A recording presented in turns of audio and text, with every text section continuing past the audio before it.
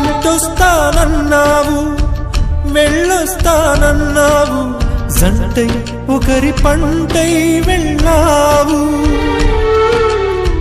కరుణిస్తానన్నావు వరమిస్తానన్నావు, కరువై మెడకూరివై పోయావు. దేవతలోనూ ద్రోహం ఉందని తేలిపావు, దీపం కూడా దహిస్తుందని తేల్చావు. ఎవరిని నమ్మాలి నన్ను తప్ప, ఎవరిని నిందించాలి నిన్ను తప్ప.